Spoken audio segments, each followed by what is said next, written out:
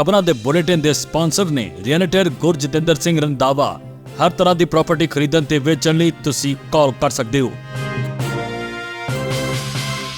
ਸਤਿ ਸ਼੍ਰੀ ਅਕਾਲ ਜੀ, ਤੁਸੀਂ ਦੇਖ ਰਹੇ ਹੋ ਪੰਜਾਬ ਮਿਲ USA TV ਤੇ ਮੈਂ ਸੁਰਭੀ। ਖਬਰਾਂ ਦੇ ਇਸ ਬੁਲੇਟਿਨ 'ਚ ਤੁਹਾਡਾ ਬਹੁਤ-ਬਹੁਤ ਸਵਾਗਤ ਹੈ। ਪੇਸ਼ ਆਨ ਦੇਸ਼ ਵਿਦੇਸ਼ ਦੀਆਂ ਕੁਝ ਖਾਸ ਤੇ ਚੋਣਵੀਆਂ ਖਬਰਾਂ। ਕਿ ਅਮਰੀਕਾ 'ਚ ਗੈਰ ਕਾਨੂੰਨੀ ਪ੍ਰਵਾਸੀਆਂ ਨੂੰ ਕੱਢਣਗੇ ਟਰੰਪ। ਭਾਰਤੀਆਂ ਨੂੰ ਲੈ ਕੇ ਟਰੰਪ ਨੇ ਆਖੀ ਵੱਡੀ ਗੱਲ।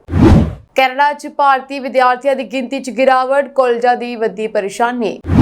ਮੇਲਾਨੀਆ ਟਰੰਪ ਨੇ ਅਮਰੀਕੀ ਸਰਕਾਰ ਤੇ ਸਾਧਿਆ ਤਿੱਖਾ ਨਿਸ਼ਾਨਾ। ਟਰੰਪ ਹੀ ਕਿਉਂ, ਬਾਈਡਨ ਅਤੇ ਕਮਲਾ ਹੈਰਿਸ ਨੂੰ ਮਾਰਨ ਦੀ ਕੋਸ਼ਿਸ਼ ਕਿਉਂ ਨਹੀਂ ਕੀਤੀ ਜਾਂਦੀ, ਐਲਨ ਮਸਕ ਦਾ ਬਿਆਨ। ਪੁਲਾੜ 'ਚ ਬੈਠ ਕੇ ਸੁਨੀਤਾ ਵਿਲੀਅਮਸ ਤੇ ਉਸਦਾ ਸਾਥੀ ਚੁਣਨਗੇ ਅਮਰੀਕਾ ਦਾ ਰਾਸ਼ਟਰਪਤੀ। ਏਅਰ ਕੈਨੇਡਾ ਤੇ ਪਾਇਲਟਾਂ ਵਿਚਾਲੇ ਸਮਝੌਤੇ ਦੇ ਆਸਾਰ। ਹੁਣ ਇਹਨਾਂ ਖਬਰਾਂ ਦਾ ਵਿਸਤਾਰ। ਇਸ ਦੇ ਨਾਲ ਹੀ ਦੇਸ਼ ਵਿਦੇਸ਼ ਨਾਲ ਜੁੜੀਆਂ ਹੋਈਆਂ तमाम ਖਬਰਾਂ।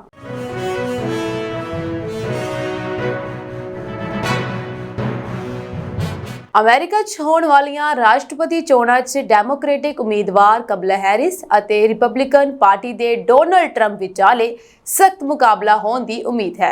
5 ਨਵੰਬਰ ਨੂੰ ਹੋਣ ਵਾਲੀਆਂ ਰਾਸ਼ਟਰਪਤੀ ਚੋਣਾਂ ਤੋਂ ਪਹਿਲਾਂ ਰਿਪਬਲਿਕਨ ਪਾਰਟੀ ਦੇ ਉਮੀਦਵਾਰ ਡੋਨਲਡ ਟਰੰਪ ਨੇ ਇੱਕ ਨਿਊਜ਼ ਚੈਨਲ ਨੂੰ ਇੰਟਰਵਿਊ ਦਿੱਤਾ। ਇਸ ਇੰਟਰਵਿਊ ਦੇ ਵਿੱਚ ਗੈਰ ਕਾਨੂੰਨੀ ਪ੍ਰਵਾਸ ਨੂੰ ਰੋਕਣ ਤੇ ਜ਼ੋਰ ਦਿੱਤਾ ਗਿਆ। ਇਸ ਤੋਂ ਇਲਾਵਾ ਉਹਨਾਂ ਨੇ ਕਿਹਾ ਹੈ ਕਿ ਉਹ ਕਾਨੂੰਨੀ ਪ੍ਰਵਾਸੀਆਂ ਖਾਸ ਕਰਕੇ ਭਾਰਤੀਆਂ ਦਾ ਸਵਾਗਤ ਕਰਨਗੇ। ਗੈਰ ਕਾਨੂੰਨੀ ਇਮੀਗ੍ਰੇਸ਼ਨ ਬਾਰੇ ਉਹਨਾਂ ਨੇ ਕਿਹਾ ਕਿ ਗੈਰ ਕਾਨੂੰਨੀ ਪ੍ਰਵਾਸ ਨੂੰ ਲੈ ਕੇ ਮੇਰਾ ਰਵੱਈਆ ਹਮੇਸ਼ਾ ਸਖਤ ਰਿਹਾ ਹੈ। ਰਾਸ਼ਟਰਪਤੀ ਦੇ ਤੌਰ ਤੇ ਮੈਂ ਗੈਰ ਕਾਨੂੰਨੀ ਪ੍ਰਵਾਸੀਆਂ ਖਿਲਾਫ ਸਖਤੀ ਦਿਖਾਈ ਸੀ, ਪਰ ਮੈਂ ਇਹ ਸਪਸ਼ਟ ਕਰਨਾ ਚਾਹੁੰਦਾ ਹਾਂ ਕਿ ਮੈਂ ਕਾਨੂੰਨੀ ਪ੍ਰਵਾਸੀਆਂ ਖਾਸ ਕਰਕੇ ਭਾਰਤੀਆਂ ਦਾ ਸਵਾਗਤ ਕਰਦਾ ਹਾਂ। ਹਾਲ ਹੀ 'ਚ ਮੈਂ ਕਿਹਾ ਸੀ ਕਿ ਆਪਣੀ ਪੜ੍ਹਾਈ ਪੂਰੀ ਕਰ ਚੁੱਕੇ ਭਾਰਤੀ ਅਤੇ ਹੋਰ ਵਿਦੇਸ਼ੀ ਵਿਦਿਆਰਥੀਆਂ ਨੂੰ ਆਟੋਮੈਟਿਕ ਰੂਟ ਰਾਹੀਂ ਅਮਰੀਕਾ ਵਿੱਚ ਸੈਟਲ ਹੋਣ ਲਈ ਸਾਰੀਆਂ ਸਹੂਲਤਾਂ ਮਿਲਣੀਆਂ ਚਾਹੀਦੀਆਂ ਹਨ। ਉਹਨਾਂ ਨੇ ਅੱਗੇ ਕਿਹਾ ਕਿ ਹਾਰਵਰਡ ਅਤੇ MIT ਵਿੱਚ ਪੜ੍ਹਨ ਵਾਲੇ ਭਾਰਤੀ ਵਿਦਿਆਰਥੀ ਆਪਣੀ ਪੜ੍ਹਾਈ ਖਤਮ ਹੁੰਦੇ ਹੀ ਆਪਣੇ ਦੇਸ਼ ਪਰਤ ਜਾਂਦੇ ਹਨ। ਇਹ ਅਮਰੀਕਾ ਦੇ ਲਈ ਬਹੁਤ ਵੱਡਾ ਨੁਕਸਾਨ ਹੈ। ਇਸ ਕਾਰਨ ਮੈਂ ਗ੍ਰੈਜੂਏਸ਼ਨ ਪੂਰੀ ਕਰ ਚੁੱਕੇ ਲੋਕਾਂ ਨੂੰ ਗ੍ਰੀਨ ਕਾਰਡ ਦੇਣ ਦੀ ਯੋਜਨਾ ਸ਼ੁਰੂ ਕਰਨ ਦਾ ਐਲਾਨ ਕੀਤਾ ਹੈ। ਇਹ ਸਕੀਮ ਡਿਗਰੀ ਧਾਰਕਾਂ ਅਤੇ ਹੁਨਰਮੰਦ ਕਾਮਿਆਂ ਲਈ ਖੁੱਲੇ ਦਰਵਾਜ਼ੇ ਦੀ ਨੀਤੀ ਹੋਵੇਗੀ। ਇਸ ਤੋਂ ਇਲਾਵਾ ਹੋਰ ਅਮਰੀਕਾ ਕਾਮੇ ਵੀ ਆਪਣੀ ਨੌਕਰੀ ਨਹੀਂ ਗਵਾਉਣਗੇ। ਇਸ ਇੰਟਰਵਿਊ ਦੇ ਵਿੱਚ ਜਦੋਂ ਉਹਨਾਂ ਨੂੰ ਪੁੱਛਿਆ ਗਿਆ ਕਿ ਉਹ ਇਮੀਗ੍ਰੇਸ਼ਨ ਤੇ ਕਮਲਾ ਹੈਰਿਸ ਤੇ ਕਿਵੇਂ ਵਾਕਿਫ ਹਨ, ਤਾਂ ਉਸਨੇ ਜਵਾਬ ਦਿੱਤਾ ਕਿ ਕਾਮਰੇਡ ਕਮਲਾ ਹੈਰਿਸ ਦੀ ਇਮੀਗ੍ਰੇਸ਼ਨ ਨੀਤੀ ਕਾਰਨ ਹੀ ਦੁਨੀਆ ਭਰ ਦੇ ਅੱਤਵਾਦੀ ਦੇਸ਼ ਆ ਗਏ ਹਨ। ਉਹਨਾਂ ਦੀ ਘੁਸਪੈਠ ਨੂੰ ਰੋਕਣ ਲਈ ਕੋਈ ਕਦਮ ਨਹੀਂ ਚੁੱਕੇ ਗਏ। ਇਹ ਲੋਕ ਅਮਰੀਕਾ 'ਚ ਜੰਗਲ ਰਾਜ ਬਣਾ ਰਹੇ ਹਨ। ਰਾਸ਼ਟਰਪਤੀ ਬਣਨ ਤੇ ਇਹਨਾਂ 2 ਕਰੋੜ ਘੁਸਪੈਠੀਆਂ ਨੂੰ ਦੇਸ਼ ਵਿੱਚੋਂ ਕੱਢਣ ਵਾਲਾ ਹਾਂ। ਕਮਲਾ ਅਜੇ ਤੱਕ ਨਾ ਤਾਂ ਅਜਿਹਾ ਕਰ ਸਕੀ ਹੈ ਤੇ ਨਾ ਹੀ ਅੱਗੇ ਅਜਿਹਾ ਕਰੇਗੀ। ਤੁਹਾਨੂੰ ਦੱਸ ਦਈਏ ਕਿ ਰਿਪਬਲਿਕਨ ਪਾਰਟੀ ਦੇ ਉਮੀਦਵਾਰ ਡੋਨਲਡ ਟਰੰਪ ਨੇ ਆਪਣੇ ਚੋਣ ਪ੍ਰਚਾਰ ਦੌਰਾਨ ਗੈਰ ਕਾਨੂੰਨੀ ਇਮੀਗ੍ਰੇਸ਼ਨ ਦਾ ਮੁੱਦਾ ਉਠਾਇਆ ਹੈ। ਭਾਰਤ ਦੇ ਹਰ ਵਿਦਿਆਰਥੀ ਦਾ ਇਹ ਸੁਪਨਾ ਹੁੰਦਾ ਹੈ ਕਿ ਉਹ ਘੱਟੋ-ਘੱਟ ਇੱਕ ਵਾਰ ਵਿਦੇਸ਼ ਜਾ ਕੇ ਪੜ੍ਹਾਈ ਕਰੇ, ਜਿਸ ਵਿੱਚ ਜ਼ਿਆਦਾਤਰ ਭਾਰਤੀ ਵਿਦਿਆਰਥੀ ਕੈਨੇਡਾ ਜਾਂਦੇ ਹਨ। ਪਰ ਹੁਣ ਭਾਰਤੀਆਂ ਸਮੇਤ ਵਿਦੇਸ਼ਾਂ ਦੇ ਵਿਦਿਆਰਥੀਆਂ ਦਾ ਕੈਨੇਡਾ ਤੋਂ ਮੋਹ ਭੰਗ ਹੁੰਦਾ ਜਾ ਰਿਹਾ ਹੈ। ਜਦੋਂ ਤੋਂ ਪ੍ਰਧਾਨ ਮੰਤਰੀ ਜਸਟਿਨ ਟਰੂਡੋ ਸਰਕਾਰ ਵੱਲੋਂ ਸਟੱਡੀ ਪਰਮਿਟ ਜਾਰੀ ਕਰਨ ਦੀ ਸੀਮਾ ਲਗਾਈ ਗਈ ਹੈ, ਉਦੋਂ ਤੋਂ ਵਿਦਿਆਰਥੀ ਕੈਨੇਡਾ ਦੀ ਬਜਾਏ ਦੂਜੇ ਦੇਸ਼ਾਂ ਵਿੱਚ ਦਾਖਲਾ ਲੈ ਰਹੇ ਹਨ। ਇਸ ਕਾਰਨ ਕੈਨੇਡਾ ਨੂੰ ਵੀ ਹਜ਼ਾਰਾਂ ਕਰੋੜ ਰੁਪਏ ਦਾ ਨੁਕਸਾਨ ਹੋ ਰਿਹਾ ਹੈ। ਜਸਟਿਨ ਟਰੂਡੋ ਦੀ ਸਰਕਾਰ ਨੇ ਜਨਵਰੀ ਦੇ ਵਿੱਚ ਐਲਾਨ ਕੀਤਾ ਸੀ ਕਿ ਉਹ ਅੰਤਰਰਾਸ਼ਟਰੀ ਵਿਦਿਆਰਥੀਆਂ ਲਈ ਸਟੱਡੀ ਵੀਜ਼ਾ ਸਥਾਈ ਤੌਰ ਤੇ ਮੁਅੱਤਲ ਕਰ ਰਹੀ ਹੈ। ਕੈਨੇਡਾ ਨੇ ਹੁਣ ਵਿਦਿਆਰਥੀ ਵੀਜ਼ਾ 50% ਤੱਕ ਘਟਾ ਦਿੱਤਾ ਹੈ, ਜਿਸ ਕਾਰਨ ਭਾਰਤੀ ਵਿਦਿਆਰਥੀਆਂ ਨੂੰ ਵੱਡਾ ਝਟਕਾ ਲੱਗਾ ਹੈ, ਕਿਉਂਕਿ ਕੈਨੇਡਾ 'ਚ ਪੜ੍ਹਨ ਲਈ ਜਾਣ ਵਾਲੇ ਜ਼ਿਆਦਾਤਰ ਵਿਦਿਆਰਥੀ ਭਾਰਤ ਦੇ ਹਨ। ਪਰ ਨੁਕਸਾਨ ਕੈਨੇਡੀਅਨ ਕਾਲਜਾਂ ਦਾ ਹੋ ਰਿਹਾ ਹੈ। ਅੰਤਰਰਾਸ਼ਟਰੀ ਵਿਦਿਆਰਥੀਆਂ ਦੀ ਵੱਧਦੀ ਗਿਣਤੀ ਦੇ ਜਵਾਬ ਦੇ ਵਿੱਚ ਕੈਨੇਡਾ ਨੇ ਜਨਵਰੀ ਵਿੱਚ ਅੰਤਰਰਾਸ਼ਟਰੀ ਵਿਦਿਆਰਥੀ ਪਰਮਿਟ ਅਰਜ਼ੀਆਂ ਤੇ 2 ਸਾਲਾਂ ਲਈ ਸੀਮਾ ਲਗਾ ਦਿੱਤੀ ਸੀ, ਜਿਸ ਤੋਂ ਬਾਅਦ ਵਿਦਿਆਰਥੀਆਂ ਦੀ ਆਮਦ ਘਟ ਗਈ। ਅਪਲਾਈ ਬੋਰਡ ਦੁਆਰਾ ਕੀਤੀ ਗਈ ਰਿਸਰਚ ਦੁਆਰਾ ਦਿੱਤੇ ਗਏ ਆંકੜੇ ਬਹੁਤ ਨਿਰਾਸ਼ਾਜਨਕ ਹਨ। ਅਪਲਾਈ ਬੋਰਡ ਇੱਕ ਆਨਲਾਈਨ ਪਲੇਟਫਾਰਮ ਹੈ ਜੋ ਵਿਦੇਸ਼ੀ ਅਧਿਐਨ ਦੀ ਸਹੂਲਤ ਦਿੰਦਾ ਹੈ। ਉਸ ਅਨੁਸਾਰ 2024 ਦੀ ਪਹਿਲੀ ਛਿਮਾਈ यानी कि जनवरी ਤੇ ਜੂਨ ਵਿੱਚ ਕੈਨੇਡਾ ਨੇ ਭਾਰਤੀ ਵਿਦਿਆਰਥੀਆਂ ਲਈ 55,500 ਪੋਸਟ ਸੈਕੰਡਰੀ ਸਟੱਡੀ ਪਰਮਿਟ ਮਨਜ਼ੂਰ ਕੀਤੇ। ਜੋ ਕਿ ਦੇਸ਼ ਵਿੱਚ ਆਉਣ ਵਾਲੇ ਅੰਤਰਰਾਸ਼ਟਰੀ ਪੋਸਟ ਸੈਕੰਡਰੀ ਵਿਦਿਆਰਥੀਆਂ ਦੀ 49% ਹੈ। ਇਹ ਅਨੁਪਾਤ ਪੂਰੇ ਸਾਲ 2023 ਦੇ ਆંકੜਿਆਂ ਨਾਲ ਇਕਸਾਰ ਰਿਹਾ ਹੈ ਅਤੇ 2023 ਦੇ ਪਹਿਲੇ ਅੱਧ ਨਾਲੋਂ ਮਾਮੂਲੀ ਤੌਰ ਤੇ ਘੱਟ ਹੈ।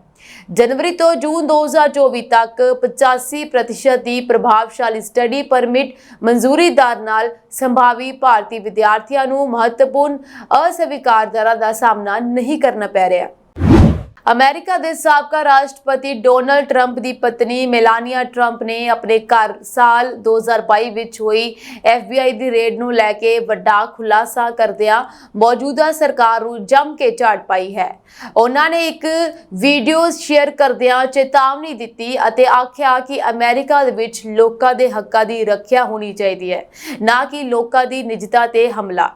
ਅਮਰੀਕਾ ਦੇ ਸਾਬਕਾ ਰਾਸ਼ਟਰਪਤੀ ਡੋਨਲਡ ਟਰੰਪ ਦੀ ਪਤਨੀ ਮੇਲਾਨੀਆ ਟਰੰਪ ਨੇ ਸਾਲ 2022 ਵਿੱਚ ਆਪਣੇ ਘਰ ਮਾਰੇ-ਲਾਗੋ ਤੇ ਹੋਈ FBI ਦੀ ਰੇਡ ਨੂੰ ਲੈ ਕੇ ਅਮਰੀਕਾ ਸਰਕਾਰ ਨੂੰ ਜੰਮ ਕੇ ਲਾਹਨਤਾਂ ਪਾਈਆਂ। ਦਰਅਸਲ 1 ਅਕਤੂਬਰ ਨੂੰ ਮੇਲਾਨੀਆ ਟਰੰਪ ਵੱਲੋਂ ਆਪਣੇ ਜੀਵਨ ਦੇ ਕੁਝ ਕਿੱਸਿਆਂ ਤੇ ਇੱਕ ਕਿਤਾਬ ਮੈਮਾਇਰ ਰਿਲੀਜ਼ ਕੀਤੀ ਜਾ ਰਹੀ ਹੈ, ਜਿਸ ਦਾ ਉਹਨਾਂ ਵੱਲੋਂ ਇੱਕ ਪ੍ਰਮੋਸ਼ਨਲ ਵੀਡੀਓ ਵੀ ਜਾਰੀ ਕੀਤਾ ਗਿਆ। ਇਸ ਵਿੱਚ ਮੇਲਾਨੀਆ ਨੇ ਆਖਿਆ ਕਿ ਮੈਂ ਕਦੇ ਨਹੀਂ ਸੋਚਿਆ ਸੀ ਕਿ ਅਮਰੀਕਾ ਸਰਕਾਰ ਮੇਰੀ ਪ੍ਰਾਈਵੇਸੀ ਤੇ ਇਸ ਤਰ੍ਹਾਂ ਹਮਲਾ ਕਰਵਾਏਗੀ। ਮੇਲਾਨੀਆ ਨੇ ਦੱਸਿਆ ਕਿ ਉਸ ਦਿਨ FBI ਦੀ ਟੀਮ ਨੇ ਜਦੋਂ ਉਹਨਾਂ ਦੇ ਘਰ ਰੇਡ ਕੀਤੀ ਤਾਂ ਉਹਨਾਂ ਨੇ ਉਸ ਦੇ ਨਿੱਜੀ ਸਮਾਨ ਦੀ ਵੀ ਤਲਾਸ਼ੀ ਲਈ। ਉਹਨਾਂ ਨੇ ਆਖਿਆ ਇਹ ਸਿਰਫ ਮੇਰੀ ਕਹਾਣੀ ਨਹੀਂ ਬਲਕਿ ਇਹ ਅਮਰੀਕਾ ਦੇ ਸਾਰੇ ਨਾਗਰਿਕਾਂ ਦੇ ਲਈ ਚੇਤਾਵਨੀ ਹੈ। ਸਾਡੇ ਅਧਿਕਾਰਾਂ ਅਤੇ ਆਜ਼ਾਦੀ ਰੱਖਿਆ ਹੋਣੀ ਚਾਹੀਦੀ ਹੈ। ਇਸ ਤੋਂ ਪਹਿਲਾਂ 5 ਨਵੰਬਰ ਨੂੰ ਹੋਣ ਵਾਲੀ ਰਾਸ਼ਟਰਪਤੀ ਚੋਣ ਦੇ ਲਈ ਇੱਕ ਰੈਲੀ ਦੌਰਾਨ ਟਰੰਪ ਨੇ ਵੀ ਆਖਿਆ ਸੀ ਕਿ FBI ਦੀ ਛਾਪੇਮਾਰੀ ਤੋਂ ਬਾਅਦ ਮੇਲਾਨੀਆ ਨੂੰ ਬੇਇੱਜ਼ਤੀ ਮਹਿਸੂਸ ਹੋਈ ਸੀ। ਟਰੰਪ ਨੇ ਕਿਹਾ ਸੀ ਕਿ ਇਹ ਬਹੁਤ ਬੁਰਾ ਅਨੁਭਵ ਸੀ। FBI ਦੇ ਅਧਿਕਾਰੀ ਮੇਲਾਨੀਆ ਦੀ ਅਲਮਾਰੀ ਦੀ ਤਲਾਸ਼ੀ ਲੈ ਰਹੇ ਸੀ। ਉਹਨਾਂ ਨੇ ਪੂਰੇ ਘਰ ਦੀ ਹਾਲਤ ਖਰਾਬ ਕਰ ਦਿੱਤੀ ਸੀ। ਟਰੰਪ ਨੇ ਇਹ ਵੀ ਆਖਿਆ ਸੀ ਕਿ FBI ਦੇ ਏਜੰਟਾਂ ਨੇ ਉਹਨਾਂ ਦੇ 16 ਸਾਲ ਦੇ ਬੇਟੇ ਬੈਰਨ ਦੇ ਕਮਰੇ ਦੀ ਵੀ ਤਲਾਸ਼ੀ ਲਈ ਸੀ। ਟਰੰਪ ਵੀ ਇਸੇ ਘਰ ਵਿੱਚ ਰਹਿੰਦੇ ਸੀ ਕਿਉਂਕਿ 2021 ਵਿੱਚ ਰਾਸ਼ਟਰਪਤੀ ਚੋਣ ਹਾਰਨ ਤੋਂ ਬਾਅਦ ਇੱਥੇ ਹੀ ਆ ਗਏ ਸੀ। ਉਹਨਾਂ ਤੇ ਦੋਸ਼ ਲਗਾਇਆ ਸੀ ਕਿ ਉਹ ਆਪਣੇ ਨਾਲ ਕਈ ਸਰਕਾਰੀ ਅਤੇ ਖੂਫੀਆ ਦਸਤਾਵੇਜ਼ ਵੀ ਲੈ ਗਏ ਸੀ। ਬਾਰ-ਬਾਰ ਸਾਬਕਾ ਅਮਰੀਕੀ ਰਾਸ਼ਟਰਪਤੀ ਟਰੰਪ ਉੱਤੇ ਜਾਨਲੇਵਾ ਹਮਲੇ ਦੀ ਕੋਸ਼ਿਸ਼ ਕੀਤੀ ਜਾ ਰਹੀ ਹੈ, ਬਾਕੀਆਂ ਉੱਤੇ ਨਹੀਂ। ਇਹ ਕਿਉਂ? ਸਭ ਦੇ ਆਪਣੇ ਆਪਣੇ ਤਰਕ ਹਨ। ਇੱਕ ਤਰਕ ਇਹ ਵੀ ਹੈ ਕਿ ਟਰੰਪ ਨੂੰ ਹੀ ਨਿਸ਼ਾਨਾ ਬਣਾਇਆ ਜਾ ਰਿਹਾ ਹੈ ਜਾਂ ਫਿਰ ਉਹ ਜਾਣਬੁੱਝ ਕੇ ਨਿਸ਼ਾਨਾ ਬਣ ਰਹੇ ਹਨ ਤਾਂ ਜੋ ਲੋਕਾਂ ਦੀ ਹਮਦਰਦੀ ਲੈ ਕੇ ਵੋਟਾਂ ਬਟੋਰੀਆਂ ਜਾ ਸਕਣ। ਜੇ ਬਾਰ-ਬਾਰ ਹੱਤਿਆ ਦੀ ਕੋਸ਼ਿਸ਼ ਹੋ ਰਹੀ ਹੈ ਤਾਂ ਕੋਈ ਸਫਲ ਕਿਉਂ ਨਹੀਂ ਹੋ ਰਿਹਾ? ਹੁਣ ਅਮਰੀਕਾ ਦੇ ਸਾਬਕਾ ਰਾਸ਼ਟਰਪਤੀ ਅਤੇ ਰਿਪਬਲਿਕਨ ਉਮੀਦਵਾਰ ਡੋਨਲਡ ਟਰੰਪ ਦੀ ਹੱਤਿਆ ਦੀ ਦੂਜੀ ਕੋਸ਼ਿਸ਼ ਤੋਂ ਬਾਅਦ ਅਮਰੀਕੀ ਖੁਫੀਆ ਏਜੰਸੀ FBI ਇਸ ਮਾਮਲੇ ਦੀ ਜਾਂਚ ਕਰ ਰਹੀ ਹੈ। ਏਜੰਸੀ ਨੇ ਪੁਸ਼ਟੀ ਕੀਤੀ ਹੈ ਕਿ ਟਰੰਪ ਦੀ ਹੱਤਿਆ ਦੀ ਕੋਸ਼ਿਸ਼ ਕੀਤੀ ਗਈ ਹੈ ਪਰ ਇਰਾਦਾ ਅਜੇ ਸਪਸ਼ਟ ਨਹੀਂ ਹੈ। ਦੋਸ਼ੀ ਨੂੰ ਗ੍ਰਿਫਤਾਰ ਕਰ ਲਿਆ ਗਿਆ ਹੈ। ਉਸ ਦਾ ਪਹਿਲਾਂ ਤੋਂ ਅਪਰਾਧਿਕ ਰਿਕਾਰਡ ਹੈ। ਅਜਿਹੀਆਂ ਖਬਰਾਂ ਹਨ ਕਿ ਦੋਸ਼ੀ ਯੂਕਰੇਨ ਪੱਖੀ ਹੈ ਅਤੇ ਡੈਮੋਕ੍ਰੈਟਿਕ ਪਾਰਟੀ ਦਾ ਸਮਰਥਨ ਕਰਦਾ ਹੈ। ਇਸ ਪੂਰੀ ਘਟਨਾ ਦੇ ਵਿਚਕਾਰ ਤਕਨੀਕੀ ਅਰਬਪਤੀ ਐਲੋਨ ਮਸਕ ਨੇ ਆਪਣੀ ਵਿਵਾਦਿਤ ਸੋਸ਼ਲ ਮੀਡੀਆ ਪੋਸਟ ਨਾਲ ਸਨਸਨੀ ਮਚਾ ਦਿੱਤੀ ਹੈ। ਉਹਨਾਂ ਨੇ ਸਵਾਲ ਕੀਤਾ ਹੈ ਕਿ ਸਿਰਫ ਟਰੰਪ ਤੇ ਹੀ ਜਾਨਲੇਵਾ ਹਮਲਾ ਕਿਉਂ ਕੀਤਾ ਜਾ ਰਿਹਾ ਹੈ? ਜੋ ਬਾਈਡਨ ਜਾਂ ਕਮਲਾ ਹੈਰਿਸ ਤੇ ਕਤਲ ਦਾ ਮੁਕੱਦਮਾ ਕਿਉਂ ਨਹੀਂ ਚੱਲ ਰਿਹਾ? ਤਕਨੀਕੀ ਅਰਬਪਤੀ ਐਲੋਨ ਮਸਕ ਨੇ ਸਾਬਕਾ ਅਮਰੀਕਾ ਰਾਸ਼ਟਰਪਤੀ ਡੋਨਲਡ ਟਰੰਪ ਤੇ ਦੂਜੀ ਹੱਤਿਆ ਦੀ ਕੋਸ਼ਿਸ਼ ਤੇ ਪ੍ਰਤੀਕਿਰਿਆ ਦਿੱਤੀ। ਦਰਅਸਲ ਸੋਸ਼ਲ ਮੀਡੀਆ ਤੇ ਇੱਕ ਐਕਸ ਯੂਜ਼ਰ ਨੇ ਮਸਕ ਦੀ ਪੋਸਟ ਦਾ ਜਵਾਬ ਦਿੱਤਾ ਕਿ ਉਹ ਡੋਨਲਡ ਟਰੰਪ ਨੂੰ ਕਿਉਂ ਮਾਰਨਾ ਚਾਹੁੰਦੇ ਹਨ। ਇਸ ਦੇ ਜਵਾਬ ਵਿੱਚ ਟੈਸਲਾ ਦੇ CEO ਨੇ ਕਿਹਾ ਅਤੇ ਕੋਈ ਵੀ ਬਾਈਡਨ ਜਾਂ ਕਮਲਾ ਹੈਰਿਸ ਦੀ ਹੱਤਿਆ ਕਰਨ ਦੀ ਕੋਸ਼ਿਸ਼ ਨਹੀਂ ਕਰ ਰਿਹਾ। ਨਾਸਾ ਦੇ ਪੁਲਾੜ ਯਾਤਰੀ ਸੁਨੀਤਾ ਵਿਲੀਅਮਸ ਅਤੇ ਬੁਚ ਵਿਲਮੋਰ ਨੇ ਕਿਹਾ ਕਿ ਉਹ ਪੁਲਾੜ ਤੋਂ ਵੋਟ ਪਾਉਣਗੇ। ਸੁਨੀਤਾ ਵਿਲੀਅਮਸ ਅਤੇ ਬੁਚ ਵਿਲਮੋਰ ਅਮਰੀਕੀ ਰਾਸ਼ਟਰਪਤੀ ਚੋਣਾਂ 2024 ਵਿੱਚ ਵੋਟ ਪਾਉਣ ਦੇ ਲਈ ਪੁਲਾੜ ਤੋਂ ਬਹੁਤ ਮਹੱਤਵਪੂਰਨ ਡਿਊਟੀ ਨਿਭਾਉਣਗੇ ਕਿਉਂਕਿ ਉਹ ਕੌਮਾਂਤਰੀ ਪੁਲਾੜ ਸਟੇਸ਼ਨ ਤੇ ਫਸੇ ਹੋਏ ਹਨ ਅਤੇ ਉਹਨਾਂ ਦੀ ਵਾਪਸੀ 'ਚ ਦੇਰੀ ਹੋ ਸਕਦੀ ਹੈ। ਸਪੇਸ ਤੋਂ ਅਮਰੀਕੀ ਮੀਡੀਆ ਨਾਲ ਗੱਲਬਾਤ ਕਰਦੇ ਹੋਏ ਵਿਲਮੋਰ ਨੇ ਕਿਹਾ ਕਿ ਉਸਨੇ ਆਪਣੀ ਵੋਟ ਪਾਉਣ ਦੇ ਲਈ ਆਪਣੀ ਬੇਨਤੀ ਭੇਜ ਦਿੱਤੀ ਹੈ ਕਿਉਂਕਿ ਇਹ ਇੱਕ ਬਹੁਤ ਹੀ ਮਹੱਤਵਪੂਰਨ ਫਰਜ਼ ਹੈ ਅਤੇ ਨਾਸਾ ਇਹ ਯਕੀਨੀ ਬਣਾਉਂਦਾ ਹੈ ਕਿ ਉਹ ਵੋਟ ਪਾਉਣ ਦੇ ਯੋਗ ਹਨ। ਸੁਨੀਤਾ ਨੇ ਕਿਹਾ ਕਿ ਉਹ ਸਪੇਸ ਤੋਂ ਵੋਟ ਪਾਉਣ ਦੇ ਯੋਗ ਹੋਣ ਦੀ ਉਡੀਕ ਕਰ ਰਹੇ ਹਨ। ਸੁਨੀਤਾ ਵਿਲੀਅਮਸ ਨੇ ਕਿਹਾ ਕਿ ਦੋਵੇਂ ਪੁਲਾੜ ਯਾਤਰੀ ਸਪੇਸ 'ਚ ਫਸੇ ਹੋਏ ਹਨ ਅਤੇ ਅਗਲੇ ਸਾਲ ਸਪੇਸ ਐਕਸ 'ਚ ਵਾਪਸ ਆਉਣ ਦੀ ਸੰਭਾਵਨਾ ਹੈ। ਏਅਰ ਕੈਨੇਡਾ ਅਤੇ ਪਾਇਲਟਾਂ ਦੀ ਯੂਨੀਅਨ ਵਿਚਕਾਰ ਸਮਝੌਤੇ ਦੇ ਅਸਾਰ ਬਣ ਗਏ ਹਨ। ਇਸ ਨਾਲ ਕੈਨੇਡਾ ਦੀ ਸਭ ਤੋਂ ਵੱਡੀ 에ਅਰਲਾਈਨਸ 'ਚ ਹੜਤਾਲ ਟਲਣ ਦੀ ਸੰਭਾਵਨਾ ਬਣ ਗਈ ਹੈ। 에ਅਰਲਾਈਨਸ ਨੇ ਤੜਕੇ ਜਾਰੀ ਬਿਆਨ ਵਿੱਚ ਐਲਾਨ ਕੀਤਾ ਕਿ ਕੰਪਨੀ ਅਤੇ 에ਅਰਲਾਈਨ ਪਾਇਲਟਸ ਐਸੋਸੀਏਸ਼ਨ ਵਿਚਕਾਰ 4 ਸਾਲ ਦਾ ਸਮਝੌਤਾ ਹੋਇਆ ਹੈ। ਯੂਨੀਅਨ ਮੈਂਬਰਾਂ ਅਤੇ 에ਅਰਲਾਈਨਸ ਦੇ ਬੋਰਡ ਡਾਇਰੈਕਟਰਾਂ ਵੱਲੋਂ ਸਮਝੌਤੇ ਦੀਆਂ ਸ਼ਰਤਾਂ ਨੂੰ ਪ੍ਰਵਾਨਗੀ ਦੇਣ ਤੱਕ ਉਹਨਾਂ ਦਾ ਖੁਲਾਸਾ ਨਹੀਂ ਹੋਵੇਗਾ। ਪਾਇਲਟਾਂ ਦੀ ਐਸੋਸੀਏਸ਼ਨ ਨੇ ਕਿਹਾ ਕਿ ਉਹਨਾਂ ਦੀ air Canada master executive council ਨੇ 5400 ਪਾਇਲਟਾਂ ਤਰਫੋਂ ਸਮਝੌਤੇ ਨੂੰ ਪ੍ਰਵਾਨਗੀ ਦੇਣ ਲਈ ਵੋਟ ਪਾਏ ਹਨ।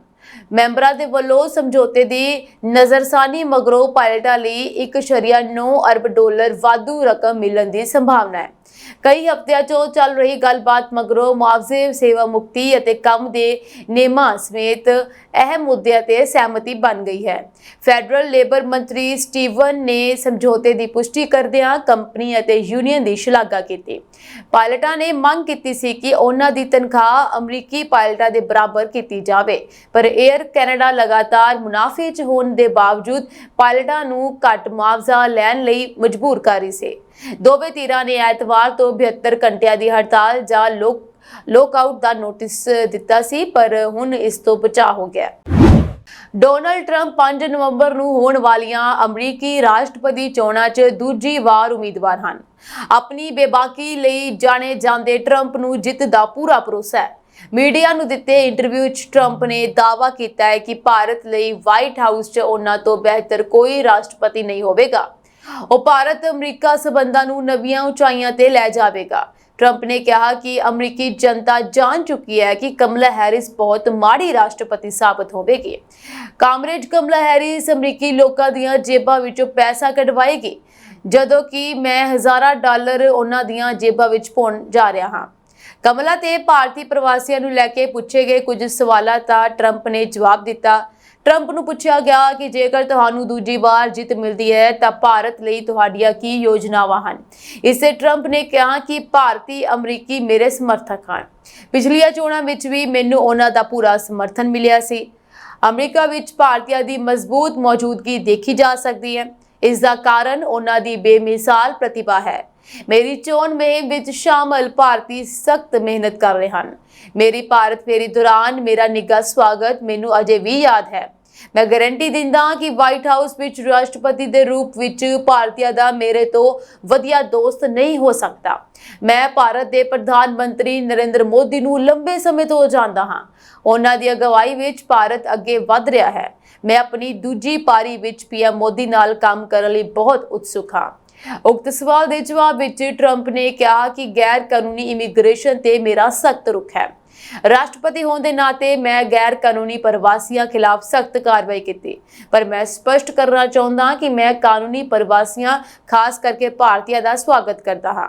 ਮੈਂ ਹਾਲ ਹੀ ਵਿੱਚ ਕਿਹਾ ਹੈ ਕਿ ਅਮਰੀਕਾ ਵਿੱਚ ਗ੍ਰੈਜੂਏਟ ਹੋਣ ਵਾਲੇ ਭਾਰਤੀ ਅਤੇ ਹੋਰ ਵਿਦੇਸ਼ੀ ਵਿਦਿਆਰਥੀਆਂ ਨੂੰ ਆਟੋਮੈਟਿਕ ਰੂਟ ਰਾਹੀਂ ਗ੍ਰੀਨ ਕਾਰਡ ਮਿਲਣਾ ਚਾਹੀਦਾ ਹੈ। ਟਰੰਪ ਨੇ ਕਿਹਾ ਕਿ ਕਮਲਾ ਅਤੇ ਉਸਦੇ ਹੈਂਡਲਰ ਮੇਰੇ ਤੇ ਇਲਜ਼ਾਮ ਲਗਾ ਰਹੇ ਹਨ ਕਿ ਜਿਵੇਂ ਮੈਂ ਬਾਹਰ ਜਾਣ ਵਾਲਾ ਰਾਸ਼ਟਰਪਤੀ ਹਾਂ, ਜਦਕਿ ਇਹ ਲੋਕ ਪਿਛਲੇ 4 ਸਾਲਾਂ ਤੋਂ ਸੱਤਾ ਵਿੱਚ ਹਨ। ਇਹ ਉਹਨਾਂ ਦੀ ਜ਼ਿੰਮੇਵਾਰੀ ਹੈ। ਮੈਂ ਸੱਤਾ ਤੋਂ ਬਾਹਰ ਹਾਂ, ਪਰ ਮੇਰੇ ਤੇ ਅਜਿਹੇ ਦੋਸ਼ ਲਗਾਏ ਜਾ ਰਹੇ ਹਨ ਜਿਨ੍ਹਾਂ ਦਾ ਮੇਰੇ ਨਾਲ ਕੋਈ ਲੈਣਾ ਦੇਣਾ ਨਹੀਂ ਹੈ। ਕਮਲਾ ਇਸ ਭੁਲੇਖੇ ਵਿੱਚ ਹੈ ਕਿ ਜਨਤਾ ਉਸਦੇ ਝੂਠ ਦਾ ਪਤਾ ਨਹੀਂ ਲਗਾ ਸਕੇਗੀ। ਫਲੋਰੀਡਾ ਦੇ ਵੈਸਟ ਪਾਮ ਬੀਚ 'ਚ ਸਾਬਕਾ ਰਾਸ਼ਟਰਪਤੀ ਦੇ ਗੋਲਫ ਕਲੱਬ ਨੇੜੇ ਗੋਲੀਬਾਰੀ ਹੋਣ ਦੀ ਖਬਰ ਮਿਲੀ। ਟਰੰਪ ਦੀ ਮੁਹਿੰਮ ਟੀਮ ਨੇ ਬਿਆਨ ਜਾਰੀ ਕਰਕੇ ਕਿਹਾ ਕਿ ਸਾਬਕਾ ਰਾਸ਼ਟਰਪਤੀ ਸੁਰੱਖਿਅਤ ਹਨ। ਸਥਾਨਕ ਮੀਡੀਆ ਰਿਪੋਰਟਾਂ ਮੁਤਾਬਿਕ ਟਰੰਪ ਇੰਟਰਨੈਸ਼ਨਲ ਗੋਲਫ ਕੋਰਸ ਦੇ ਬਾਹਰ 2 ਲੋਕਾਂ ਵਿਚਾਲੇ ਗੋਲੀਬਾਰੀ ਹੋਈ।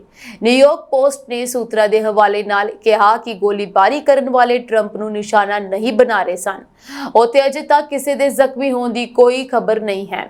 ਮੀਡੀਆ ਰਿਪੋਰਟਾਂ ਮੁਤਾਬਿਕ ਗੋਲੀਬਾਰੀ ਦੀ ਘਟਨਾ ਉਸ ਸਮੇਂ ਹੋਈ ਜਦੋਂ ਟਰੰਪ ਆਪਣੇ ਗੋਲਫ ਕੋਰਸ ਤੇ ਖੇਡ ਰਹੇ ਸਨ। ਪੁਲਿਸ ਨੇ ਗੋਲਫ ਕੋਰਸ ਦੇ ਬਾਹਰ ਝਾੜੀਆਂ ਵਿੱਚੋਂ AK-47 ਬਰਾਮਦ ਕੀਤੀ। ਟਰੰਪ ਦੀ ਚੋਣ ਮੁਹਿੰਮ ਦੇ ਸਟੀਵਨ ਚਿੰਗ ਨੇ ਕਿਹਾ ਕਿ ਸਾਬਕਾ ਰਾਸ਼ਟਰਪਤੀ ਗੋਲਫ ਕੋਰਸ 'ਚ ਹੋਈ ਗੋਲੀਬਾਰੀ 'ਚ ਸਾਬਕਾ ਰਾਸ਼ਟਰਪਤੀ ਨੂੰ ਕੋਈ ਨੁਕਸਾਨ ਨਹੀਂ ਪਹੁੰਚਿਆ।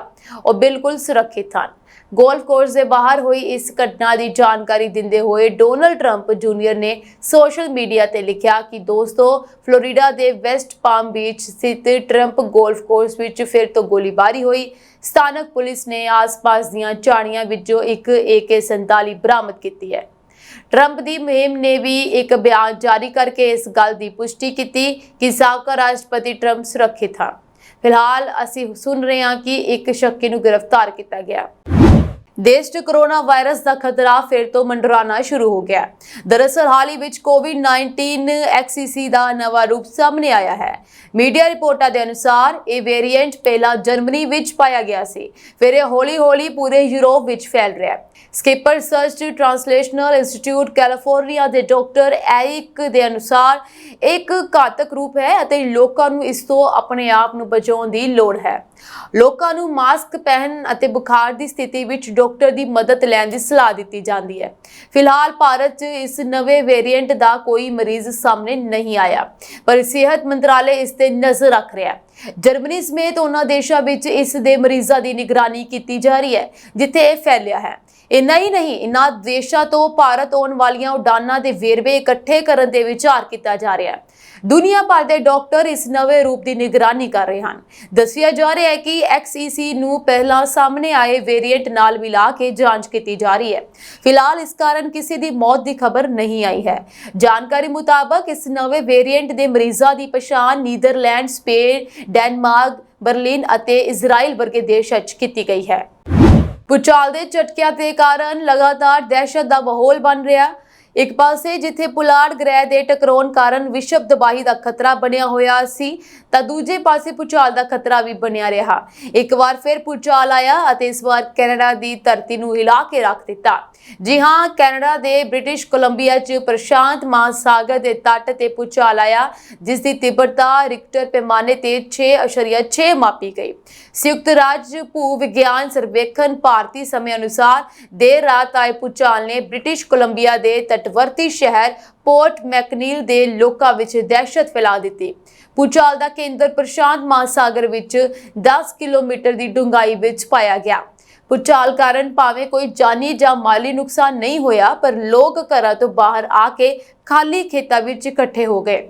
ਇਸ ਦੇ ਨਾਲ ਹੀ ਅਮਰੀਕਾ ਦੇ ਨੈਸ਼ਨਲ ਸੁਨਾਮੀ ਸੈਂਟਰ ਨੇ ਵੀ ਸੁਨਾਮੀ ਦੇ ਕਿਸੇ ਵੀ ਖਤਰੇ ਤੋਂ ਇਨਕਾਰ ਕੀਤਾ ਹੈ। ਸ਼ੁਕਰ ਹੈ ਕਿ ਤਬਾਹੀ ਟਲ ਗਈ। ਬੀਤੀ ਰਾਤ ਧਰਤੀ ਤੇ ਭੂਚਾਲ ਅਤੇ ਤੂਫਾਨ ਆਉਣ ਦਾ ਖਤਰਾ ਸੀ, ਪਰ ਉਹ ਕਾਲੀ ਰਾਤ ਲੰਘ ਗਈ। ਅਮਰੀਕਾ ਦੀ ਪੁਲਾੜ ਏਜੰਸੀ ਨੇ ਉਸ ਐਸਟਰੋਇਡ ਦੇ ਸੰਬੰਧ ਵਿੱਚ ਤਾਜ਼ਾ ਅਪਡੇਟ ਦਿੱਤੀ ਜੋ 15 ਸਤੰਬਰ ਦੀ ਰਾਤ ਨੂੰ ਧਰਤੀ ਨਾਲ ਟਕਰਾਉਣ ਜਾ ਰਿਹਾ ਸੀ। ON 2024 ਨਾਮ ਦਾ ਇੱਕ ਗ੍ਰਹਿ, ਯਾਨੀ ਕਿ ਜੋ ਧਰਤੀ ਨਾਲ ਟਕਰਾਉਣ ਲੱਗਾ ਸੀਗਾ, ਇਹ ਗ੍ਰਹਿ ਧਰਤੀ ਤੋਂ ਲਗਭਗ 6,20,000 ਮੀਲ ਦੀ ਦੂਰੀ ਤੋਂ 25,000 ਮੀਲ ਯਾਨੀ ਲਗਭਗ 1 ਲੱਖ ਕਿਲੋਮੀਟਰ ਪ੍ਰਤੀ ਘੰਟਾ ਦੀ ਰਫ਼ਤਾਰ ਨਾਲ ਲੰਘਿਆ, ਪਰ ਇਹ ਧਰਤੀ ਨਾਲ ਨਹੀਂ ਟਕਰਾਇਆ। ਇਹ ਗ੍ਰਹਿ 720 ਫੁੱਟ ਵੱਡਾ ਸੀ, ਜੋ ਕਿ 2 ਕ੍ਰਿਕਟ ਪਿੱਚਾਂ ਦਾ ਆਕਾਰ ਹੈ। ਪੁਲਾੜ ਵਿਗਿਆਨੀਆਂ ਮੁਤਾਬਿਕ ਧਰਤੀ ਫਿਲਹਾਲ ਸੁਰੱਖਿਅਤ ਹੈ, ਪਰ ਸਾਲ 2036 ਚ ਇੰਨਾ ਹੀ ਵੱਡਾ ਗ੍ਰਹਿ ਧਰਤੀ ਵੱਲ ਆ ਜਾਵੇਗਾ। ਮੀਡੀਆ ਰਿਪੋਰਟਾਂ ਮੁਤਾਬਿਕ 15 ਸਤੰਬਰ ਦੀ ਰਾਤ ਨੂੰ ਜਦੋਂ ਇਹ ਗ੍ਰਹਿ ਧਰਤੀ ਵੱਲ ਆਇਆ ਤਾਂ ਨਾਸਾ ਦੇ ਨੀਅਰ ਅਰਥ ਆਬਜੈਕਟ ਆਬਜ਼ਰਵੇਸ਼ਨਸ ਪ੍ਰੋਗਰਾਮ ਦੇ ਵਿਗਿਆਨੀਆਂ ਨੇ ਇਸ ਦੀ ਗਤੀ ਅਤੇ ਪਾਸੇ ਨੂੰ ਟਰੈਕ ਕੀਤਾ।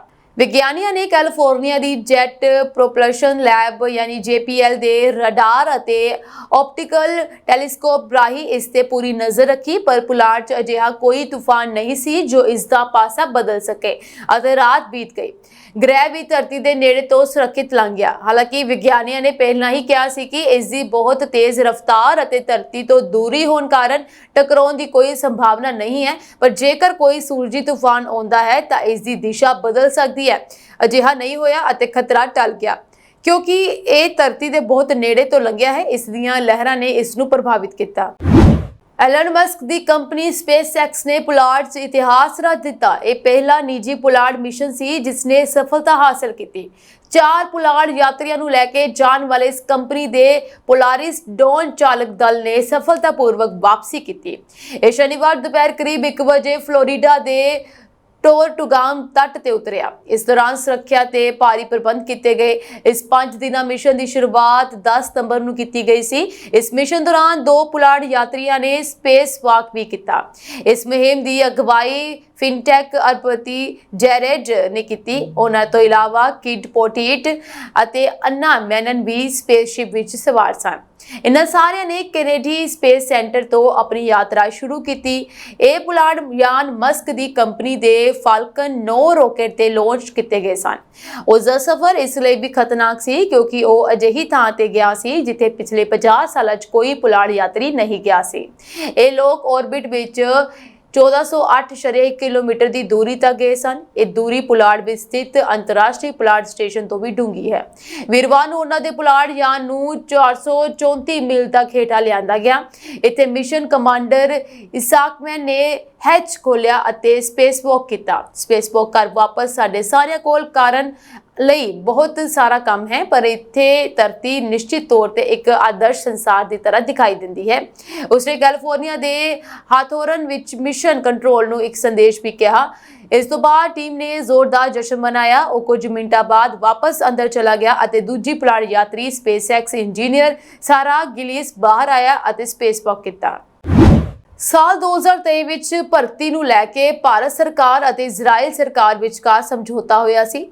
ਇਜ਼ਰਾਈਲ ਵਿੱਚ ਕੰਮ ਕਰਨ ਲਈ ਕਾਮਿਆਂ ਦੀ ਭਰਤੀ ਕਰਨ ਦੀ ਗੱਲ ਹੋਈ ਸੀ। ਇਸ ਦਾ ਦੂਜਾ ਪੜਾਅ ਸ਼ੁਰੂ ਹੋਣ ਵਾਲਾ ਹੈ। ਦੇਸ਼ ਭਰ ਤੋਂ 10,000 ਤੋਂ ਵੱਧ ਹੁਨਰਮੰਦ ਕਾਮਿਆਂ ਦੀ ਚੋਣ ਕੀਤੀ ਜਾਣੀ ਹੈ। ਇਹ 16 ਸਤੰਬਰ ਤੋਂ ਸ਼ੁਰੂ ਹੋਣ ਜਾ ਰਿਹਾ ਹੈ। ਕੰਮ ਕਰਨ ਦੇ ਇੱਛੁਕ ਕਾਮਿਆਂ ਨੂੰ ਨਿਰਮਾਣ ਖੇਤਰ ਵਿੱਚ ਕੰਮ ਕਰਨ ਦਾ ਮੌਕਾ ਮਿਲੇਗਾ। ਇਜ਼ਰਾਈਲ ਨੇ ਭਾਰਤ ਤੋਂ 5,000 ਦੇਖਭਾਲ ਕਰਨ ਵਾਲਿਆਂ ਦੀ ਵੀ ਬੇਨਤੀ ਕੀਤੀ ਹੈ ਜਿਨ੍ਹਾਂ ਕੋਲ ਮਾਨਤਾ ਪ੍ਰਾਪਤ ਸੰਸਥਾਵਾਂ ਤੋਂ ਸਰਟੀਫਿਕੇਟ ਹਨ, ਜਿਨ੍ਹਾਂ ਨੇ ਘੱਟੋ-ਘੱਟ 990 ਘੰਟੇ ਦੀ ਨੌਕਰੀ ਦੀ ਸਿਖਲਾਈ ਦੇ ਨਾਲ ਦੇਖਭਾਲ ਦਾ ਕੋਰਸ ਵੀ ਪੂਰਾ ਕੀਤਾ ਹੈ। ਤੁਹਾਨੂੰ ਦੱਸ ਦੇ ਕਿ ਇਜ਼ਰਾਈਲ ਦੀ ਜਨਸੰਖਿਆ ਇਮੀਗ੍ਰੇਸ਼ਨ ਅਤੇ ਬਾਰਡਰ ਅਥਾਰਟੀ ਦੀ ਇੱਕ ਟੀਮ ਹੁਨਰ ਟੈਸਟ ਕਰਵਾਉਣ ਅਤੇ ਯੋਗ ਉਮੀਦਵਾਰਾਂ ਦੀ ਚੋਣ ਕਰਨ ਦੇ ਲਈ ਅਗਲੇ ਹਫ਼ਤੇ ਭਾਰਤ ਦਾ ਦੌਰਾ ਕਰੇਗੀ। ਨਵੰਬਰ 2023 ਵਿੱਚ ਭਾਰਤ ਅਤੇ ਇਜ਼ਰਾਈਲ ਦੀਆਂ ਸਰਕਾਰਾਂ ਵਿਚਾਲੇ ਇਸ ਸੰਬੰਧੀ ਇੱਕ ਸਮਝੌਤਾ ਹੋਇਆ ਸੀ। ਇਸ ਮੁਹਿੰਮ ਤਹਿਤ ਫਰੇਮਵਰਕ ਲੋਹੇ ਨੂੰ ਮਾਡਰਨ ਪਲਾਸਟਰਿੰਗ ਅਤੇ ਸਿਰੇਮਿਕ ਟਾਈਲਿੰਗ ਵਿੱਚ ਹੁਨਰਮੰਦ ਕਾਮਿਆਂ ਦੀ ਨੌਕਰੀਆਂ ਦਿੱਤੀਆਂ ਜਾਣਗੀਆਂ। ਹਮਾਸ ਦੇ ਹਮਲੇ ਤੋਂ ਬਾਅਦ ਇਜ਼ਰਾਈਲ ਨੇ ਫਲਸਤੀਨੀ ਮਜ਼ਦੂਰਾਂ ਦੇ ਵਰਕ ਪਰਮਿਟਾਂ ਨੂੰ ਮੁਅੱਤਲ ਕਰ ਦਿੱਤਾ ਸੀ। ਇਸ ਤੋਂ ਬਾਅਦ ਇਜ਼ਰਾਈਲ ਮਜ਼ਦੂਰ ਸੰਕਟ ਦਾ ਸਾਹਮਣਾ ਕਰ ਰਿਹਾ ਹੈ। ਇਸ ਲਈ ਇਜ਼ਰਾਈਲ ਹੁਣ ਭਾਰਤ ਵਿੱਚ ਕਾਮਿਆਂ ਦੀ ਭਰਤੀ ਕਰ ਰਿਹਾ ਹੈ। ਇਹ ਫੈਸਲਾ 7 ਅਕਤੂਬਰ 2023 ਨੂੰ ਹਮਾਸ ਦੇ ਅੱਤਵਾਦੀਆਂ ਦੇ ਹਮਲੇ ਤੋਂ ਬਾਅਦ ਲਿਆ ਗਿਆ। ਇਜ਼ਰਾਈਲ ਅਤੇ ਫਲਸਤੀਨ ਵਿਚਾਲੇ ਜੰਗ ਰੁਕਣ ਦਾ ਨਾਂ ਹੀ ਨਹੀਂ ਲੈ ਰਹੀ ਹੈ। ਇਜ਼ਰਾਈਲੀ ਫੌਜ ਤੇਜ਼ੀ ਨਾਲ ਹਮਲੇ ਕਰ ਰਹੀ ਹੈ। ਇਸ ਦੌਰਾਨ ਇਜ਼ਰਾਈਲ ਦੇ ਪ੍ਰਧਾਨ ਮੰਤਰੀ ਬੈਂਜਾਮਿਨ ਨੇਤਨਯਾਹੂ ਹੁਣ ਕਰਾਸ ਮੂਡ ਵਿੱਚ ਨਜ਼ਰ ਆ ਰਹੇ ਹਨ। ਇਜ਼ਰਾਈਲੀ ਫੌਜ ਨੇ ਗਾਜ਼ਾ ਪੱਟੀ ਵਿੱਚ ਕਈ ਹਵਾਈ ਹਮਲੇ ਕੀਤੇ ਜਿਸ ਵਿੱਚ 21 ਫਲਸਤੀਨੀ ਮਾਰੇ ਗਏ। ਫਲਸਤੀਨੀ ਸੁਰੱਖਿਆ ਸੂਤਰਾਂ ਨੇ ਸਿਨਹੂਆ ਨਿਊਜ਼ ਏਜੰਸੀ ਨੂੰ ਦੱਸਿਆ ਕਿ ਇੱਕ ਇਜ਼ਰਾਈਲੀ ਲੜਾਕੂ ਜਹਾਜ਼ ਨੇ ਗਾਜ਼ਾ ਸ਼ਹਿਰ ਦੇ ਪੂਰਬ ਵਿੱਚ ਅਲ ਤੁਫਾ ਇਲਾਕੇ ਵਿੱਚ ਇੱਕ ਕਾਰ ਨੂੰ ਮਿਜ਼ਾਈਲ ਨਾਲ ਮਾਰਿਆ। ਹਮਲੇ ਵਿੱਚ 3 ਬੱਚਿਆਂ ਅਤੇ ਇੱਕ ਔਰਤ ਸਮੇਤ 10 ਫਲਸਤੀਨੀ ਮਾਰੇ ਗਏ ਸਨ। ਇਸ ਤੋਂ ਇਲਾਵਾ ਗਾਜ਼ਾ ਸ਼ਹਿਰ ਦੇ ਉੱਤਰ ਪੱਛਮ ਵਿੱਚ ਇੱਕ ਸਕੂਲ ਨੇੜੇ ਇਜ਼ਰਾਈਲੀ ਹਵਾਈ ਹਮਲੇ ਵਿੱਚ ਘੱਟੋ-ਘੱਟ 5 ਫਲਸਤੀਨੀ ਮਾਰੇ ਗਏ। ਦੱਖਣੀ ਗਾਜ਼ਾ ਪੱਟੀ ਵਿੱਚ ਖਾਨ ਯੂਨਿਸ ਸ਼ਹਿਰ ਦੇ ਪੱਛਮ ਵਿੱਚ ਅਲ ਮਵਾਸੀ ਖੇਤਰ ਵਿੱਚ ਵਿਸਥਾਪਿਤ ਲੋਕਾਂ ਲਈ ਇੱਕ ਰਹਿਣ ਬਸੇਰੇ ਵਿੱਚ ਇਜ਼ਰਾਈਲੀ ਗੋਲੀਬਾਰੀ ਵਿੱਚ 6 ਹੋਰ ਲੋਕ ਮਾਰੇ ਗਏ। ਇਜ਼ਰਾਈਲੀ ਫੌਜ ਨੇ ਅਜੇ ਤੱਕ ਇਨ੍ਹਾਂ ਘਟਨਾਵਾਂ ਤੇ ਕੋਈ ਟਿੱਪਣੀ ਨਹੀਂ ਕੀਤੀ ਹੈ। ਇਜ਼ਰਾਈਲ ਨੇ ਹਮਾਸ ਦੇ ਖਿਲਾਫ ਜਵਾਬੀ ਕਾਰਵਾਈ 'ਚ ਗਾਜ਼ਾ ਪੱਟੀ 'ਚ ਵੱਡੇ ਪੱਧਰ ਤੇ ਹਮਲਾ ਕੀਤਾ। ਜ਼ਿਕਰਯੋਗ ਹੈ ਕਿ 7 ਅਕਤੂਬਰ 2023 ਨੂੰ ਹਮਾਸ ਨੇ ਦੱਖਣੀ ਇਜ਼ਰਾਈਲ ਦੀ ਸਰਹੱਦ ਤੇ ਕਈ ਹਵਾਈ ਹਮਲੇ ਕੀਤੇ ਸਨ ਜਿਸ 'ਚ 1200 ਇਜ਼ਰਾਈਲੀ ਮਾਰੇ ਗਏ ਸਨ ਅਤੇ ਕਰੀਬ 250 ਨੂੰ ਹਮਾਸ ਨੇ ਬੰਦਕ ਬਣਾ ਲਿਆ ਸੀ। ਇਸ ਹਮਲੇ ਤੋਂ ਬਾਅਦ ਇਜ਼ਰਾਈਲ ਨੇ ਲਗਾਤਾਰ ਹਵਾਈ ਹਮਲੇ ਕੀਤੇ ਅਤੇ ਗਾਜ਼ਾ ਤੇ ਬੰਬਾਰੀ ਕੀਤੀ ਅਤੇ ਹਜ਼ਾਰਾਂ ਲੋਕ ਮਾਰੇ ਗਏ। ਸੰਯੁਕਤ ਰਾਜ ਅਮਰੀਕਾ ਬੰਗਲਾਦੇਸ਼ ਨੂੰ ਵਿਕਾਸ ਪ੍ਰੋਜੈਕਟਾਂ, ਨੌਜਵਾਨਾਂ ਨੂੰ ਸ਼ਕਤੀਕਰਨ, ਲੋਕਤੰਤਰ ਨੂੰ ਮਜ਼ਬੂਤ ਕਰਨ, ਸਿਹਤ ਸੇਵਾਵਾਂ ਵਿੱਚ ਸੁਧਾਰ ਕਰਨ ਅਤੇ ਦੇਸ਼ ਵਿੱਚ ਲੋਕਾਂ ਲਈ ਵਪਾਰ ਅਤੇ ਆਰਥਿਕ ਮੌਕਿਆਂ ਨੂੰ ਉਤਸ਼ਾਹਿਤ ਕਰਨ ਲਈ ਲਗਭਗ $200 ਮਿਲੀਅਨ ਦੀ ਸਹਾਇਤਾ ਪ੍ਰਦਾਨ ਕਰੇਗਾ। ਅਧਿਕਾਰੀਆਂ ਨੇ ਇਹ ਜਾਣਕਾਰੀ ਦਿੱਤੀ। ਬੰਗਲਾਦੇਸ਼ ਦੇ ਵਿੱਤ ਮੰਤਰਾਲੇ ਵੱਲੋਂ ਜਾਰੀ ਪ੍ਰੈਸ ਬਿਆਨ ਅਨੁਸਾਰ ਆਰਥਿਕ ਸੰਬੰਧ ਵਿਭਾਗ ਦੇ ਵਧੀਕ ਸਕੱਤਰ AKM ਸ਼ਹਾਬੂਦੀਨ ਦੇ ਰੀਡ ਜੇ ਐਸਕਿਲਮਨ ਮਿਸ਼ਨ ਡਾਇਰੈਕਟਰ USAID ਨੇ ਆਪਣੇ ਦੇਸ਼ਾਂ ਦੀਆਂ ਸਰਕਾਰਾਂ ਦੀ ਤਰਫੋਂ ਢਾਕਾ ਵਿੱਚ ਦ ਡਿਵੈਲਪਮੈਂਟ ਆਬਜੈਕਟਿਵ ਗ੍ਰਾਂਟ ਐਗਰੀਮੈਂਟ ਦੀ 6ਵੀਂ ਸੋਧ ਤੇ ਹਸਤਾਖਰ ਕੀਤੇ। ਸਰਕਾਰੀ ਮਾਲਕੀ ਵਾਲੀ BSS ਨਿਊਜ਼ ਏਜੰਸੀ ਨੇ ਦੱਸਿਆ ਕਿ ਸਮਝੌਤੇ ਦੇ ਤਹਿਤ USAID ਬੰਗਲਾਦੇਸ਼ ਨੂੰ ਚੰਗੇ ਪ੍ਰਸ਼ਾਸਨ, ਸਮਾਜਿਕ, ਮਾਨਵਤਾਵਾਦੀ ਅਤੇ ਆਰਥਿਕ ਖੇਤਰਾਂ ਵਿੱਚ ਮੌਕਿਆਂ ਨੂੰ ਉਤਸ਼ਾਹਿਤ ਕਰਨ ਲਈ 202.2 ਮਿਲੀਅਨ ਅਮਰੀਕੀ ਡਾਲਰ ਦੀ ਗ੍ਰਾਂਟ ਪ੍ਰਦਾਨ ਕਰੇਗਾ। USAID ਬੰਗਲਾਦੇਸ਼ ਨੇ ਐਕਸ ਤੇ ਇੱਕ ਪੋਸਟ ਕਿਹਾ ਕਿ USAID ਨੇ ਵਿਕਾਸ ਸੰਬੰਧੀ ਕਾਰਜਾਂ, ਨੌਜਵਾਨਾਂ ਨੂੰ ਰੋਜ਼ਗਾਰ ਦੇਣ ਲਈ ਤੇ ਪ੍ਰਸ਼ਾਸਨ ਨੂੰ ਮਜ਼ਬੂਤ ਕਰਨ, ਸਿਹਤ ਖੇਤਰ ਵਿੱਚ ਸੁਧਾਰ ਤੇ ਪੂਰੇ ਦੇਸ਼ ਦੇ ਲੋਕਾਂ ਲਈ ਵਪਾਰ ਤੇ ਆਰਥਿਕ ਮੌਕਿਆਂ ਨੂੰ ਬੜਾਵਾ ਦੇਣ ਲਈ ਬੰਗਲਾਦੇਸ਼ ਸਰਕਾਰ ਨਾਲ $200 ਮਿਲੀਅਨ ਡਾਲਰ ਤੋਂ ਵੱਧ ਦੇ ਸਮਝੌਤੇ ਤੇ ਹਸਤਾਖਰ ਕੀਤੇ। ਇਸ ਤੋਂ ਪਹਿਲਾਂ ਐਤਵਾਰ ਨੂੰ ਅੰਤਰਿਮ ਸਰਕਾਰ ਦੇ ਮੁੱਖ ਸਲਾਹਕਾਰ ਮੁਹੰਮਦ ਯੂਨਸ ਨੇ ਇੱਕ ਉੱਚ ਪੱਧਰੀ ਅਮਰੀਕੀ ਵਫਦ ਨਾਲ ਮੁਲਾਕਾਤ ਕੀਤੀ ਅਤੇ ਬੰਗਲਾਦੇਸ਼ ਦੇ ਪੁਨਰ ਨਿਰਮਾਣ ਅਤੇ ਮਹੱਤਵਪੂਰਨ ਸੁਧਾਰਾਂ ਨੂੰ ਪੂਰਾ ਕਰਨ ਵਿੱਚ ਅਮਰੀਕਾ ਦੇ ਸਹਿਯੋਗ ਦੀ ਅਪੀਲ ਕੀਤੀ। ਇਹ ਸਾਂਝੀ ਦੇਸ਼ ਵਿਦੇਸ਼ ਦੀਆਂ ਕੁਝ ਖਾਸ ਤੇ ਚੋਣਵੀਂ ਖਬਰਾਂ ਹੋਰ ਅਪਡੇਟਸ ਨਾਲ ਜੁੜੇ ਰਹਿਣ ਦੇ ਲਈ ਤੁਸੀਂ ਬਨੇ ਰਹੋ ਪੰਜਾਬ ਮਿਲੀ USA TV ਦੇ ਨਾਲ। ਤੁਹਾਡੇ ਸਭ ਦਾ ਬਹੁਤ ਬਹੁਤ ਧੰਨਵਾਦ।